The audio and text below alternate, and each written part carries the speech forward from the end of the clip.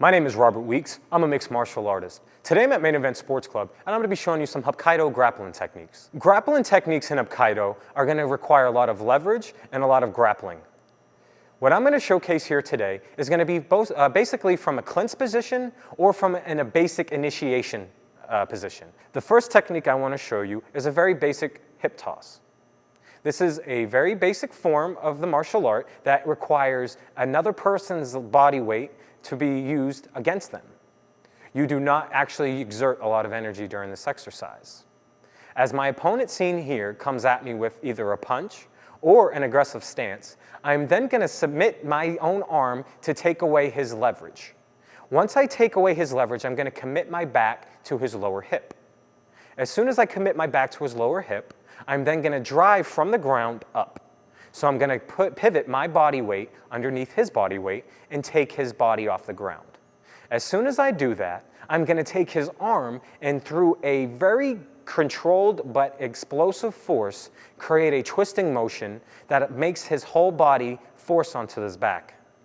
If done correctly, you'll exert all the oxygen from the person's lungs and they will not be able to breathe, let alone stand up to attack you. The next Hapkido grappling technique I want to show you is going to be a throat grab to knee sweep.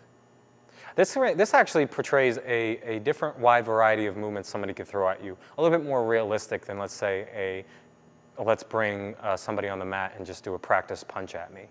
People will throw a lot of different wide variety of kicks or punches at you even if they're not trained. What I'm going to do right here is I'm going to wait for him to take his lead arm and commit to his punch. As soon as I see that he's committing to his punch with his lead arm, I'm going to take a step in the opposite direction of the punch. I'm then going to go ahead and deflect his punch and then go for a throat grab while I contain his wrist control with either my underarm or wrist control with my arm. Depending on how quick the punch is or how fast everything happens, I'm just going to have to rely on how quick I can grab a hold of his arm anywhere. As soon as I have control of the arm and his neck, his first reaction is going to be to get my arm from his neck. If he does not try to get my arm from his neck with his arm, he's going to try to throw a kick at me.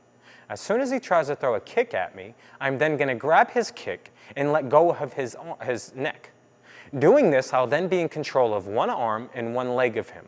It is a lot better for me to have his one arm and one leg than just one arm and his neck.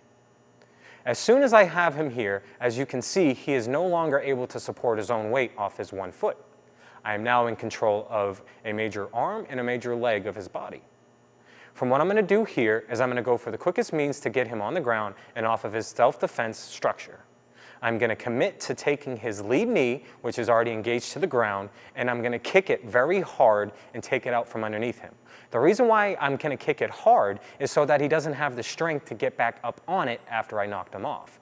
Yes, it only takes a few pounds of pressure to knock him down at this point, but if I give him just a few pounds of pressure, he'll still have enough energy to get back on his feet.